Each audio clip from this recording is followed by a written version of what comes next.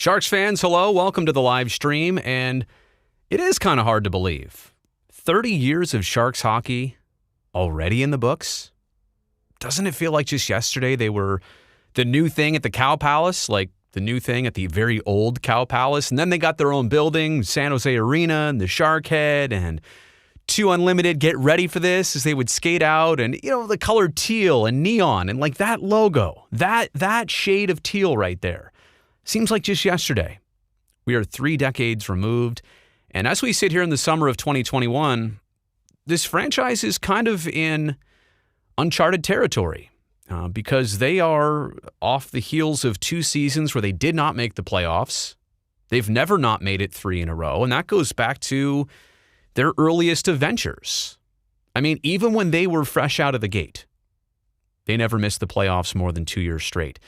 And I think it's also a good time here to sit and reflect and realize, which I hope you do at this point, how fortunate we've been to watch a very competitive team that's often not in the situation and the state that they're in right now. A little bit of uncertainty, a little bit of work to do, and some difficult decisions to be made this offseason here of 2021. So what I wanted to do was generally go over everything with a little state of the Sharks here in the summer of 2021. And beginning with a quick look at the season that just was for the team. I'll go over some team aspects in just a second, but individually, Evander Kane was the star performer, played all 56 games, 49 points. That's a heck of a pace, 22 goals, really came on at the end. And I don't have the stat here on how many penalties he drew, but he cut down the penalties he took to only 40 minutes this year. He was a player that in years prior would take a lot of penalties, would draw some, but would take a lot. And I think that was a huge difference this year. A lot less infractions for number 9 versus how many penalties he drew. And again, he was able to capitalize 22 goals, 27 assists in those 56 games. And I think it also needs to be said and documented right here.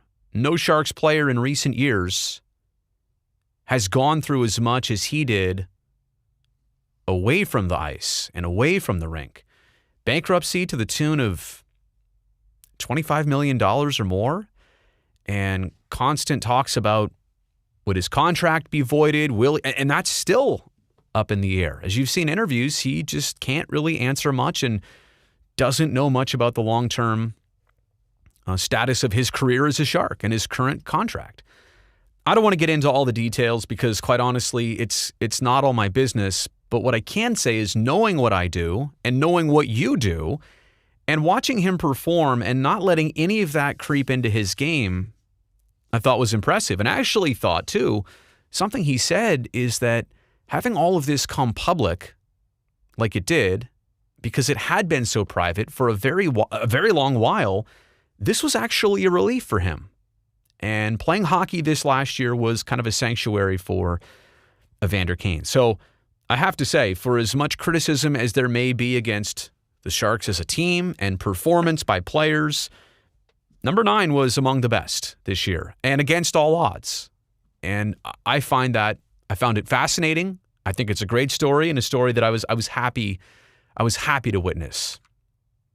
All right, moving on to one of the biggest emerging players, and it has to be Nikolai Kenichov. 56 games, played all of them. In fact, when he started, kind of a third pair guy, getting those types of minutes, and by the end of the year, in fact, a third of the way into the year, he was a top 4 defenseman. Only 10 points, but he is in a top 4 role as a pair that, a partner that can help be a stopgap guy, help be a shutdown guy. It's not going to, I don't think, ever be his role to have the same offensive puck prowess as Brent Burns or Erik Karlsson or, some of the others with the puck from the blue line.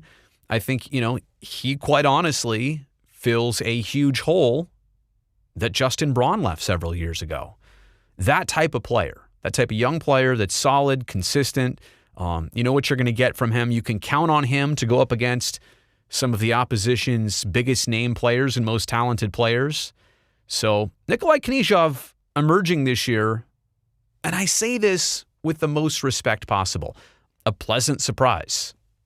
Not a surprise in the sense that, well, the Sharks gave him this opportunity out of pure luck and he just happened to be there at the right time. I'm just saying that of all the young Sharks players this past year who got opportunities and, some flourished to a certain extent, there's no young player that did what Nikolai Kenisha did. And he's a little bit older in his age and his hockey experience, but there's no young player that did what he did in establishing himself this year and moving forward with the hockey team. So very excited to see what Kenichov did. Barabanov and Balcers are also in my honorable mention, but I do have to say later on in this video, it is worth the discussion that I'm a little bit concerned about how many other young Sharks players we saw this year that truly cemented their status for next year already. It's not to say that they can't be great players and you don't see another young player get into the Kenichov space here of trust and opportunity. We'll get into that later. But Nikolai Kenichov individually, great season. Patrick Marleau passing Gordie Howe. We know what this history now means. And I feel like it's finally starting to sink in. And maybe it was when he started wearing the patch and that became a thing. I really don't think that night in Las Vegas, what was it, April 19th, 21st? Mid-April. That night where we watched it, I don't know that it sunk in that night, which is crazy because he broke down to us on the postgame show and Drew Remenda asked him the most simple question, why do you keep coming back to the rink? And oh my goodness, like it all just broke down right there. And you understand what he did in this season and all the media requests and talking about this and the connection to Gordie Howe's family. I think it's finally starting to settle in that one of the greatest hockey records is held by a San Jose Shark. He's now to 1779 games played, but has he played his last in teal? Now, I'm not going to sit here and speculate on what he wants to do or what the Sharks have room for. I've said it before here, and I want to state it again on this video just to make sure it's very clear. If you're the Sharks and you're building your team for next year, and if you have a roster that you are completely satisfied with, like every player you've got a lot of promise and a lot of hope for, and you're just telling me there's no more room for Patrick Marleau, okay. But it had better work out like that. If there is any space that is up for grabs, that is debatable, that is something that number 12 can slip into, power play guy, penalty kill guy, can be a honestly top line player for you if you really need that. He could be a second line, third, play on the fourth line like he did all last season. And I'm just, that was a very different role in a situation for him, minutes wise, who he was playing with, and that's probably, you look at the lack of production, part of it's Patty. Just getting older, that's fine. But part of it is maybe the situations that he was in too. I still think, and like he said, he's got more gas in the tank. I buy that. I believe that. I know when he shows up to camp, somebody's camp next year at 42 years of age, it's not going to look a lot different him on the ice as he did when he was 39, 40, or 41. So my point is that if the Sharks have any spot that's up for grabs, I think because you know what you're getting from Patty, the leadership you're getting, the example you're getting for other young players, the price you're going to get him at, I think it's an obvious choice if you have that space. Now, it would be in a weird way, it would be a good thing if the Sharks looked at their roster and said, my goodness, I mean, which guy do we take out? Like, which player is not a sure thing here that we need to take out and put Patty in? If you can do that, great. I just don't know in one offseason with as many questions and as many spots that are open right now, I don't know if you're going to be able to say that about Patty Marleau. I would, and the other part of it is, I mean, we're assuming that he would just come back instantly. Are we taking that for granted a little bit? I mean, if this man wants to win a Stanley Cup, like he probably does, and it's the only thing he doesn't really have on his mantle or his resume, I mean, do you automatically go for the first crack in San Jose? Do you shop the market a little bit? Do you understand that maybe next season could start in San Jose and end up somewhere else? I don't know. I don't know what his preference is. I don't want to speak for him. I really don't. But I think, well, I know this. I would respect whatever choice he wants to make. He's deserved that. If he says it's somewhere else and another team has an opportunity for him, upset that it's all over, but happy for him that he can pursue that opportunity. So what a storyline that was here in 2021. Let's move on to some bigger picture things for the team. First 40 days on the road, training camp, and those, first 12, 14 games. See, this is all the specifics are getting away from me now. That's why I wanted to make this video here in May as opposed to June, but it was 40 days straight on the road with training camp and the first handful of games away from SAP Center, the first month away. And I really think it affected this team a lot more than they showed or even wanted to admit. That's draining. And you remember back then, COVID was raging. Nobody was vaccinated yet. They were so limited on the road. All those road trips by themselves, isolated. It was like nothing they've ever gone through before. And let me just tell you this. A hockey team, a sports team, it doesn't matter. They get through long seasons with each other. There's bonding. There's stuff that goes on that they help each other through the down moments, get by, and with the up moments as well, too. But to be so isolated, and they could not even socialize on the road in a hotel room, none of that. They were preferred to be away from each other, and that's just a thing where it made those first 40 days a lot tougher than any other team in the league had to go through. That was the most difficult stretch of any Sharks season to date, for on-the-ice reasons and for a lot, mostly off-the-ice reasons. Can't see your families. Imagine going through that as a human. Forget a pro athlete, and I don't care if you're going to tell me how much money you make, da-da-da-da-da. And I'm not also using this as an excuse for their season, because actually, out of the gate was a pretty respectable part of their season. It was actually one of the better parts of their season. So don't get it twisted here. I'm not saying that beginning was the undoing. I'm saying that beginning was tough, and they actually kind of rose to that occasion. Lots of abnormalities this entire season. I'm sorry. I know you can see all these points here, and I need to get through them. Lots of abnormalities this entire year, not being able to have meetings the same way, even simple rule changes, having no glass behind the benches, having no fans at games. I can tell you, as somebody who attended one of those fanless games, several of those fanless games, I don't know how the players brought the same energy. It's hard to explain to somebody, who doesn't perform in front of a crowd what it's like to not have that crowd at all and to have the fake noise piped in. And again, not an excuse. This is just a storyline of 2021, and all teams dealt with it to a certain extent. It was just very different. I'm happy for the Sharks that there was a minimal COVID impact. They had to move around some of their games because of Las Vegas and instances they went through, maybe another game or two here and there to fix the schedule for other teams. And then, of course, they did have to shut it down. They shut down their facility for a couple days because Tomas Hertl and his entire immediate family all tested positive for COVID. And I was scared by that, especially Tomas with a young one and his wife, being a new mom. Those are all huge concerns, not to mention like we have a connection. We all have a connection with Tomas Hertl. Like, he's a great human being. We all know that. And so to watch him, of all people, go through that was frustrating. But I'll be honest, I was surprised. When this season started, January 14th, literally COVID was at its most raging point across North America. And here was a hockey season about to start. And to think that there were only a handful of small things that affected this team and that really didn't derail the league. And I'm still sore off that Vancouver thing. That was asking a lot of those guys to come back and do what they did. But I'm happy to see, and I was surprised to see, that there was a minimal COVID impact in 2021. Yes, this is now the first time that the Sharks... No, it's not the first time. It's not the first time they're facing 3 times in a row not making the playoffs, but it is the first time since 96, 97 that they have not made the playoffs back-to-back years. It's only happened a couple times right out of the gate, 96, 97, and now.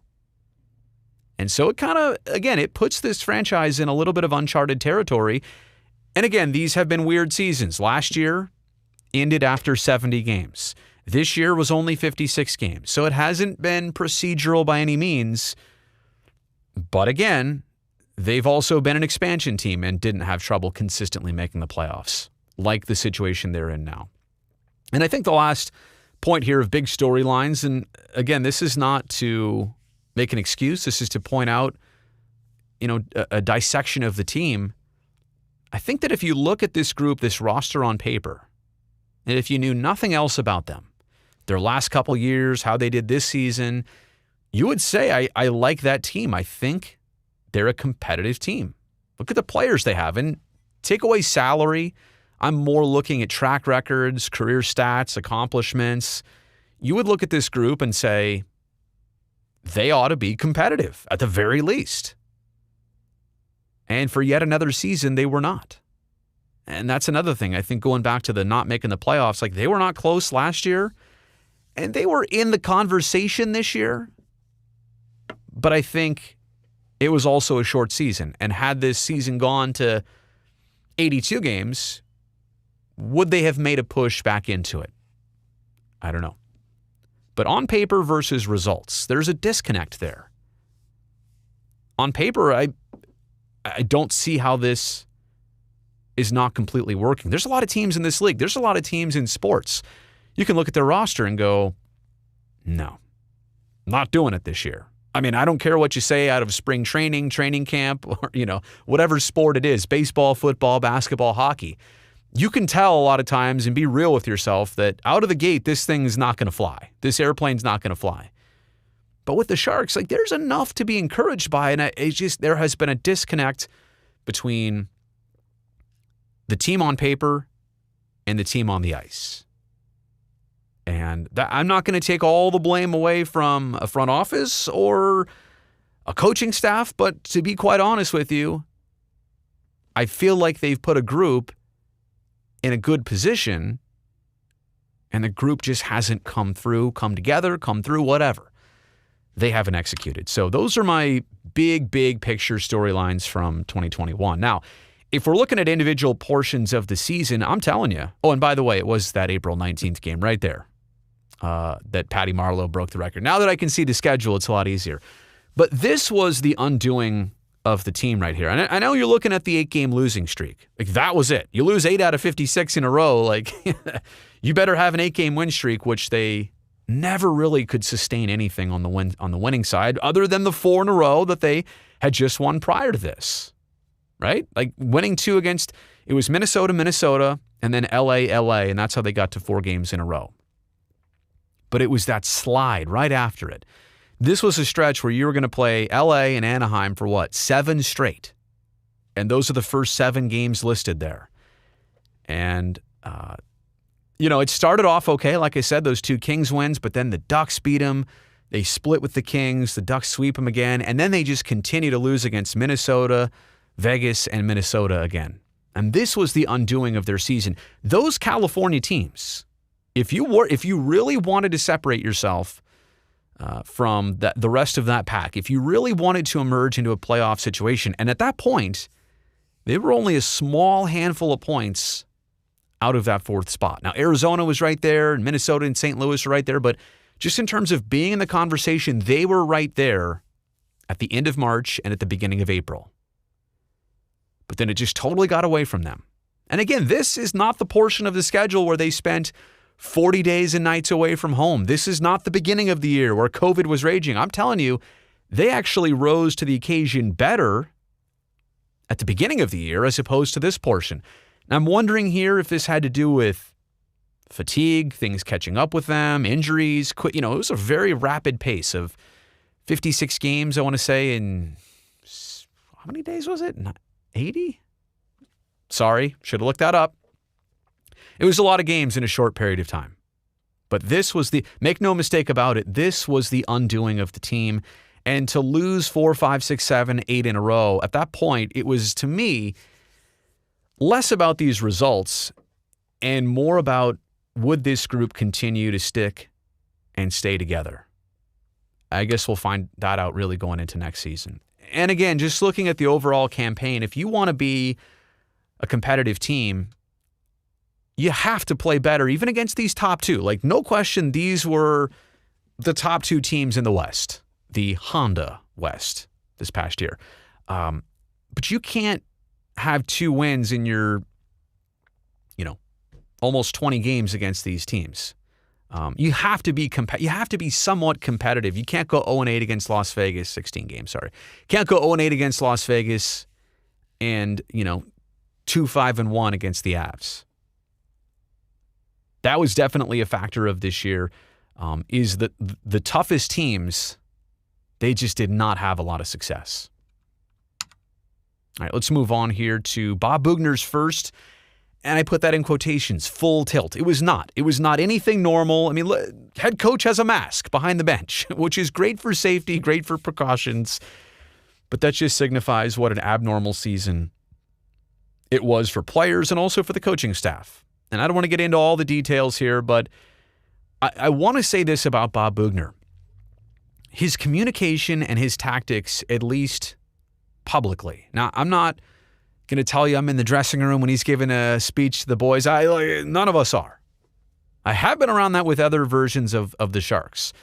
I don't know how Bob does it, but I do have to say this. You can tell when he speaks publicly to the media, when he talks about the team, he gives us a ton of information and insight and great realities of this group and specifics. Like, here's what we're doing right. Here is what we're doing wrong. He doesn't bury guys if he doesn't have to, but I've also seen him push buttons. I've also seen him be flat out honest with players that he expects more from or that he also wants to pat on the back. So I'm not going to sit here and tell you X's and O's, and I'm not going to sit here and tell you about how he handles that group inside a closed room. But I will say, if it's anything like he presents himself publicly as this team's head coach, I like it, and I don't see, I want to see more of this. I want him to be the guy to kind of establish what's next here and to help build this next chapter. Let's move on to team defense and goaltending issues. That's Martin Jones, who you know is under contract with this team, but Doug Wilson has already gone out and said that they're exploring the goaltending market. They've got a couple young players that may get more opportunities, but are they seasoned enough at all to jump into a number one role? And if you still have Martin Jones on your team next year, can it work with him as a backup? It's financially doesn't, just contract value. I'm just being honest here. You rarely see a player of that contract status as a backup. I don't know. That's internal. That's how they would feel. I don't know.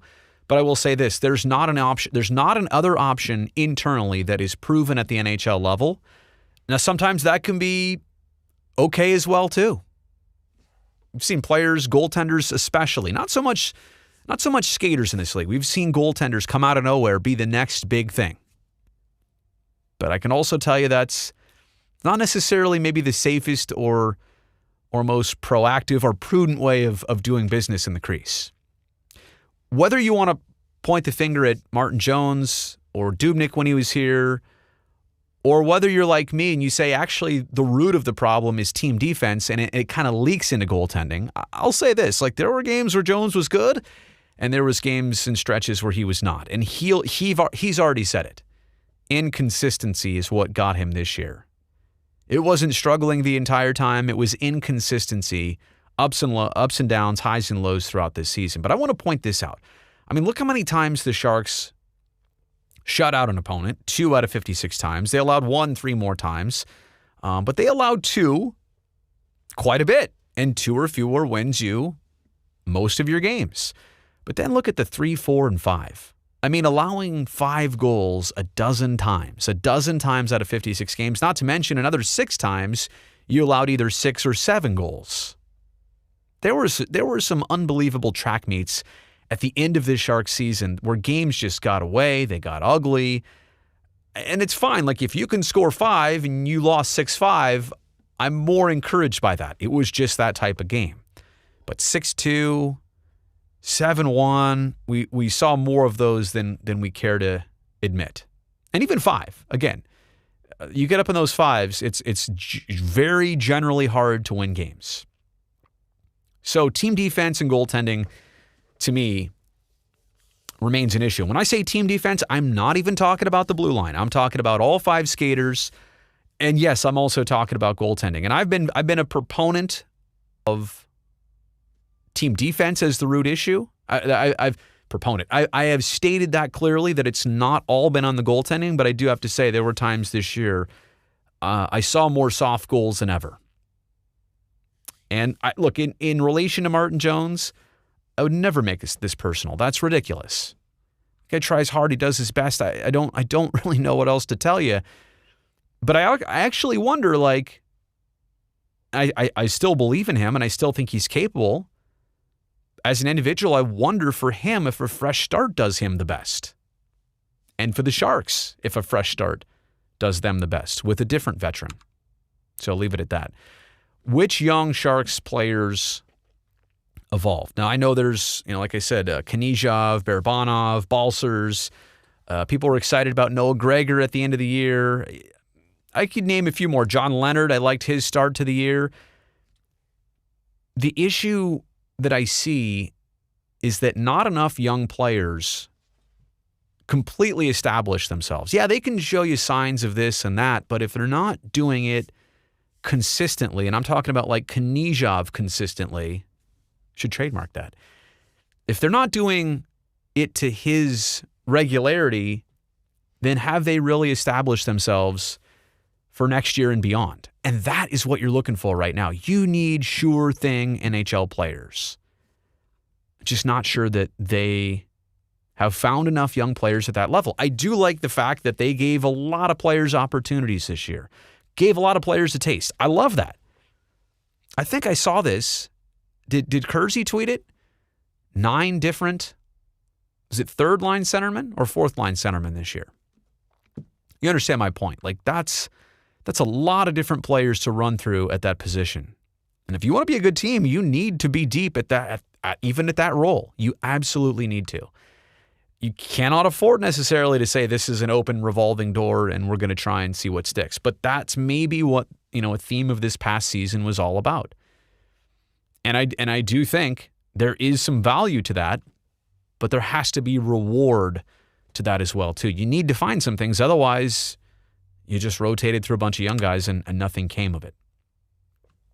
Doug Wilson, uncharted territory. Even for him, coming to the Sharks in the early 2000s, longest tenured GM in the league, he's never been in this spot before where he hasn't made it in 2 seasons, and it's not necessarily looking great for the next season yet.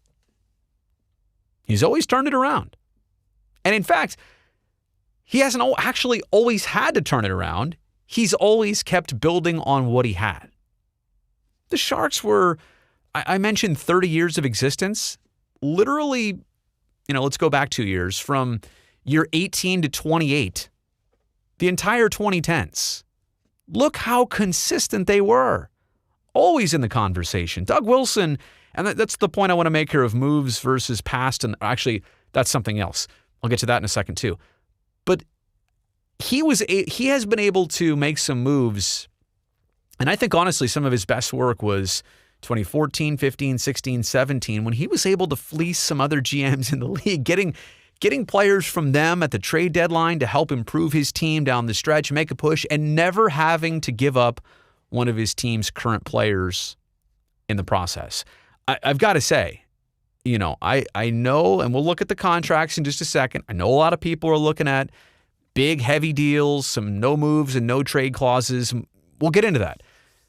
But I want to say that, and that's actually the last point here, but he's been able to have some incredible maneuvers. And I also think when he has signed so many players, I don't hear a lot of resentment like, oh, that's a bad signing. Oh, you paid too much. Some moves, and this is the past versus present, some moves in the past seemed great. We all thought they were the move to make.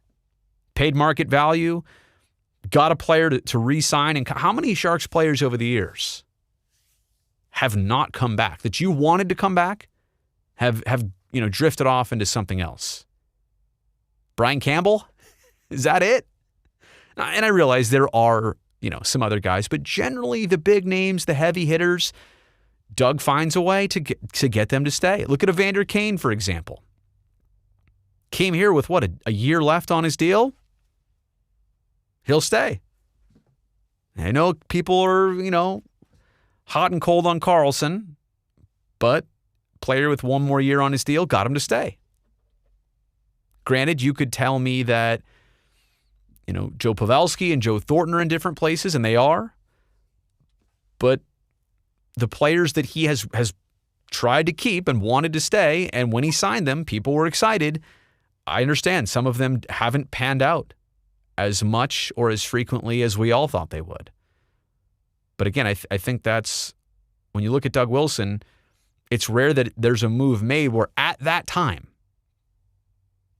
it seems like a bad deal. Some of them have not worked out and seem tougher in retrospect, but that's hindsight in 2020 right there. And the last thing here is the no trade clauses and the no move clauses. And as we look at this team's roster right now and their salary situation, I mean, you've got three guys up front who are your marquee names in Couture, Kane, and Hertl. They'll have modified no trade clauses. They essentially submit a list of teams, and it's different for each player, but submit a list of teams that they would be okay to be traded to, I want to say in July. Same thing there for, Karlsson's got a no move clause. Vlasic, same thing.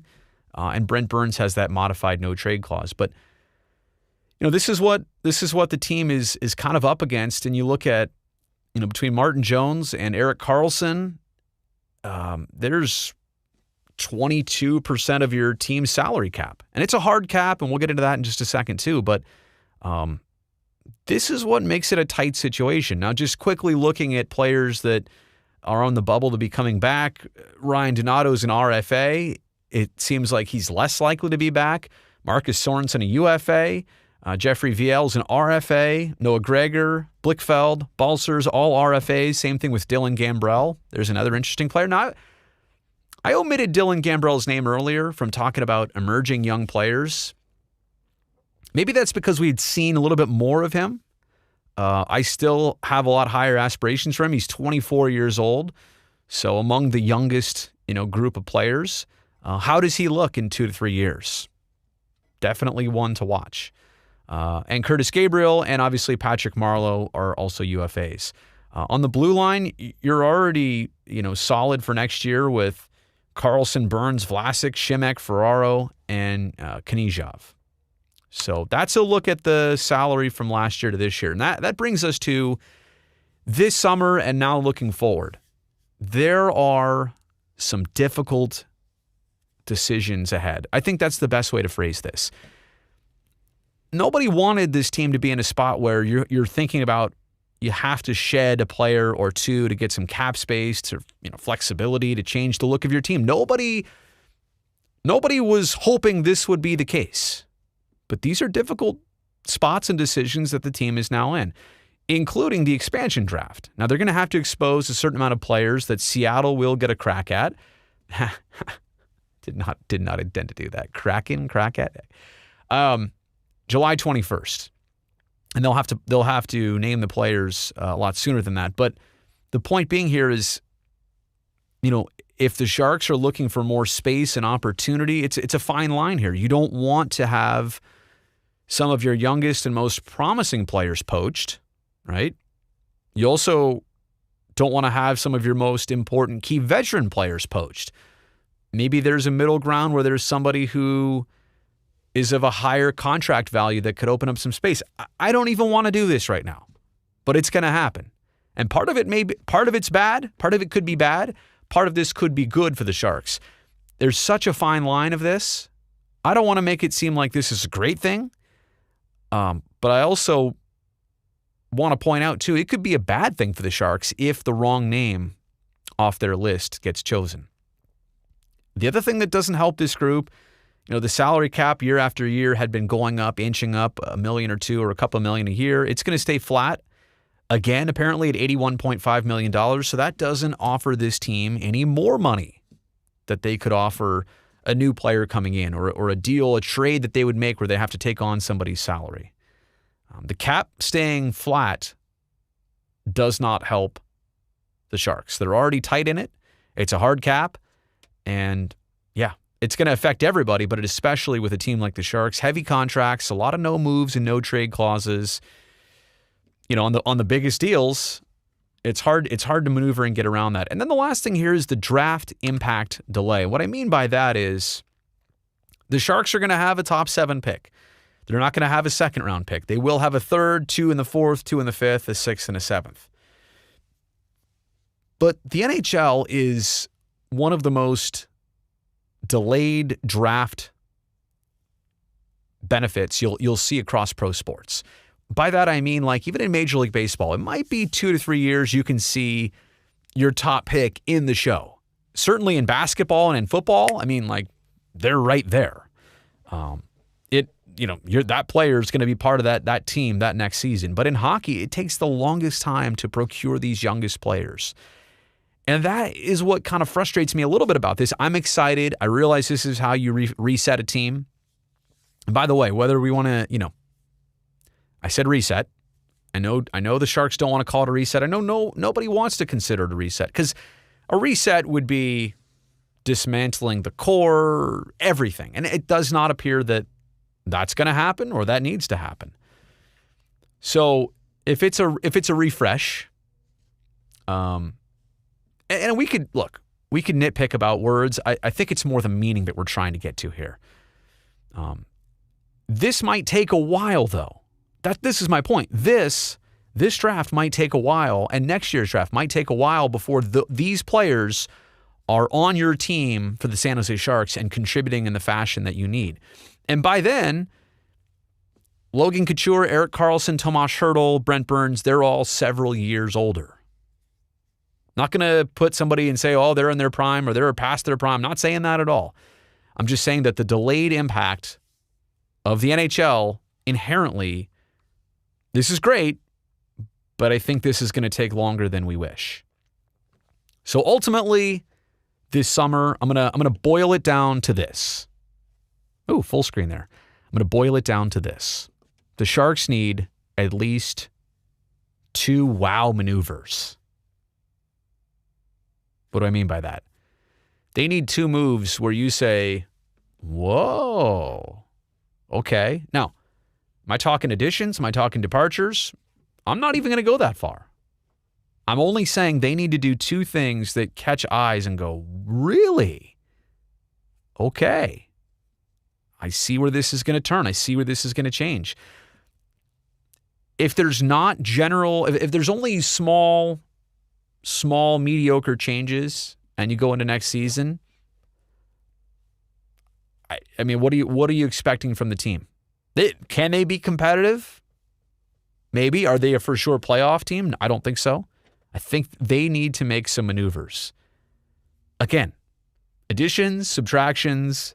I'm not even going that far. I hate to speculate. I hate to throw out, oh, they'll get this guy. This video is going to live on for a long time. I'm just saying that if I watch this back in late September, early October, going into the 2021-22 campaign, I'm hoping I can look back on this and say, yep, they pulled off at least 2 wow maneuvers. It's what it's going to take. And I'm not naming, like I said, I'm not naming names of who should be deleted, who should be added. That's ridiculous. But I am saying that if you want to change things, if you want to get a different result, there's probably some things along the way that need to be altered too. So that does it. State of the Sharks, 30 years in. I'll be honest, I'm busy with baseball right now. Having a hard time watching the playoffs again without the Sharks being in them or even having a chance to be in them. This is uncharacteristic. We are in a spot that we haven't been for a long time. And it's going to be interesting to see how they get out of this. And I didn't say this. Let me just close it out with this. I didn't say this about Doug Wilson before. I meant to. Is that, people have said, well, is this it? Should he be? Should the Sharks make a change right there? My opinion is this. You tell me somebody who's instantly better at knowing this group and rebuilding this group for another push. If there's somebody out there that makes a ton more sense and that has the acumen and has got the relationships and has dealt with every team and has some creativity. Like he has certainly, like Doug literally has lost sleep over how this has gone. This is not a guy who's just, punching in, punching out, doing his job. Like, that's not it at all. I would like to see him at the helm continue to figure out how to get this team out of this, how to get this franchise out of this. I think he's earned that. I think he's got, those poker chips in front of him to be able to do that. I think he's earned those. How and where it goes after that, I'm not here to say, but we're also not there yet. This is a bit of a new project for him.